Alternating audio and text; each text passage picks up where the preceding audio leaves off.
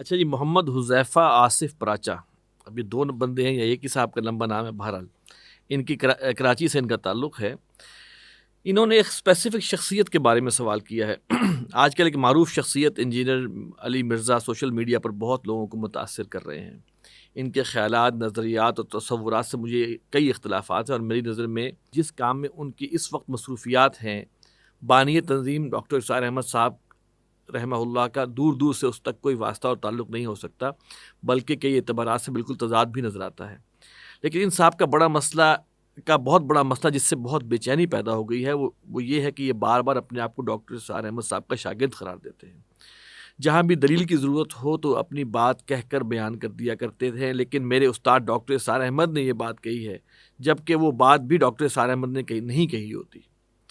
تو ان کا سوال یہ ہے کہ یہ انجینئر محمد علی مرزا اپنے آپ کو ڈاکٹر اسرار صاحب کا شاگرد کس حیثیت سے کہتے ہیں، اور کیا ان جیسی معروف شخصیت کے ایسے عمل سے تنظیم کی دعوت پر اثر نہیں پڑے گا؟ جی، پہلی بات ہماری ایک اصولی پالیسی ہے جس پر ہم کوشش کرتے ہیں کہ حتی الامکان عمل ہو۔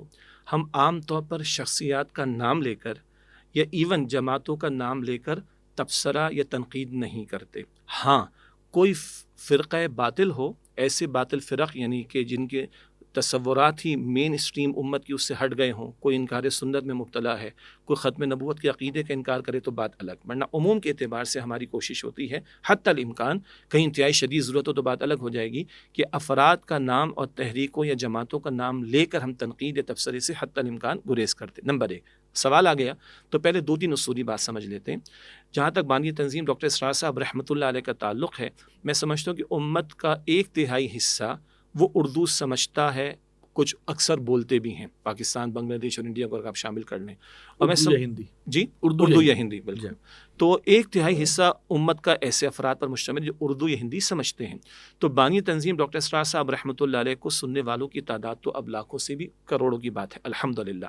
اور یہ ایک اچھی بات ہوتی ہے کہ میں کسی شخصیت سے استفادہ کروں تو میں ان کو اپنا محسن سمجھوں، اور میں کہوں جی میں نے ان سے استفادہ کیا، اس معنی میں کوئی کہتا ہے کہ وہ میرے استاد ہیں، تو ایسے تو لاکھوں افراد آپ کو ملیں گے کہ ڈاکٹر اسرار صاحب ہمارے مینٹور ہیں، کوئی یہ کہے گا ڈاکٹر اسرار صاحب ہمارے مربی ہیں، ڈاکٹر اسرار صاحب ہمارے محسن ہیں، ڈاکٹر اسرار صاحب ہمارے استاد ہیں، ایسے تو لاکھوں افراد ملیں گے۔ تو کوئی اتنا کریڈٹ دیتا ہے ان کو یا ذکر کرتا ہے تو یہ اچھی بات ہے۔ سیدنا علی رضی اللہ تعالیٰ عنہ فرماتے ہیں جس سے مجھے ایک لفظ سکھا دیا وہ میرا استاد ہے، میں اس کا غلام ہوں، اللہ اکبر کبیرہ۔ امام ابو حنیفہ رحمۃ اللہ علیہ کے بارے میں ایک عجیب مسئلہ معروف ہے کہ کسی یعنی کتے سے متعلق کوئی مسئلہ تھا، میں وہ بیان نہیں کر رہا ابھی، تو کسی شخص نے جو صفائی ستھرائی کا کام کرتا تھا اس نے اس بارے میں امام صاحب کو ایک بات سمجھائی، تو امام صاحب اس کو دیکھ کر اس کے احترام میں کبھی کبھی کھڑے ہوتے تھے، اس کا ادب کرتے تھے، بھائی یہ فلاں بات اس نے مجھے سمجھائی۔ تو یہ ہمارے اسلاف کا طریقہ ہے۔ یہاں تک تو اصولی بات آ گئی۔ اگلی بات ہے کہ جن محترم ساتھی کا صاحب کا انہوں نے ذکر فرمایا، ان کے بعض معاملات ایسے ہیں کہ اگر ڈاکٹر اسرار صاحب رحمۃ اللہ علیہ خود حیات ہوتے تو وہ اتفاق نہ کرتے۔ قرآن پاک ایک اصول ہمیں دیتا ہے، اختلاف رکھنا ایک شے، لیکن جدال احسن وجادلہم باللتی ہی احسن، جدال بھی کرو، جھگڑا کرو، ڈیبیٹ کرو، اختلاف رکھو تو احسن طریقے پر۔ قرآن پاک یہاں تک بتاتا ہے سورہ انعام میں آیت نمبر 108 میں کہ ان مشرکین کے بتوں کو گالیاں مت دو ورنہ پلٹ کر تمہارے معبود برحق اللہ کو برا بلا کہیں گے۔ قرآن پاک تو یہ اصول ہمیں عطا کرتا ہے۔ تو جن محترم صاحب کا ذکر کیا گیا ان کے معاملات میں بعض ایسی چیزیں ہیں جو ہمارے دینی مزاج اور وقار سے مطابقت نہیں رکھتی، اور کئی باتیں ایسی ہیں کہ ڈاکٹر اسرار صاحب اگر حیات ہوتے تو قطعاً اتفاق نہ کرتے، بلکہ اگر شاید ان تک بات پہنچتی تو ان کو سمجھاتے بھی۔ آخری بات جو ہمارے بھائی نے کہی ہے کہ بھائی وہ اب وہ نام لیتے ہیں تو اس سے تنظیم کی دعوت کو نقصان تو نہیں پہنچے گا۔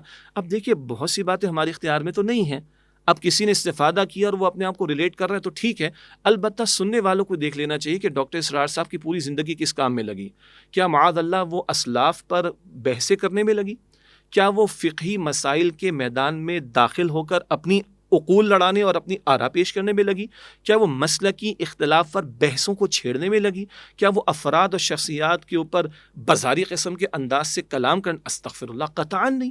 ان کی زندگی لگی خدمت قرآنی میں، ان کی زندگی لگی اقامت دین کی جد و جہد کے تعلق سے۔ اور آخری بات ہے کہ میں بھی ڈاکٹر اسرار صاحب کا شاگرد ہوں، میں ان کا روحانی بیٹا ہوں، میں ان کا شاگرد ہوں، میرے محسن ہیں. دیکھنے کی بات ہے کہ اگر میں کسی کو اپنا استاد کہہ رہا ہوں تو ان کی زندگی کے مقصد سے میں کتنا ہم آہنگ ہوں. میرے نزدیک، ہمارے نزدیک وہ سب معتبر ہیں، قابل احترام ہیں جو ڈاکٹر اسرار صاحب کو اپنا محسن سمجھتے ہیں. مگر ڈاکٹر صاحب خود کہتے ہیں یار اگر مجھ سے محبت ہے تو میرے ہاتھ میں ہاتھ دو، بیعت کرو میرے ہاتھ پر. مجھ سے محبت ہے تو آؤ اس کام میں لگو جس کام میں لگا ہوا ہوں. مجھ سے محبت ہے تو اقامت دین کی جد و جہد کے اندر آؤ، اجتماعیت اختیار کرو، بیعت کرو اور اپنا تن من دھن اس کام میں لگانے کی کوشش کرو. تو واقعتاً میں سمجھتا ہوں کہ اگر کوئی واقعتاً اپنے آپ کو ڈاکٹر اسرار صاحب کا شاگرد کہے یا ان کو واقعتاً اپنا بڑا اور محسن مانے، تو میں سمجھتا ہوں کہ اس کی اخلاقی کم از کم ذمہ داری بنتی ہے کہ وہ مشن جو ڈاکٹر اسرار صاحب کا تھا رحمۃ اللہ علیہ، جس میں ان کی پوری زندگی لگ گئی، زندگی پوری قربان ہو گئی، اس کام میں بالفعل وہ لگے. تو میں سمجھتا ہوں واقعتاً پھر ہم کہیں کہ ہم ان کے شاگرد اور وہ ہمارے استاد ہیں.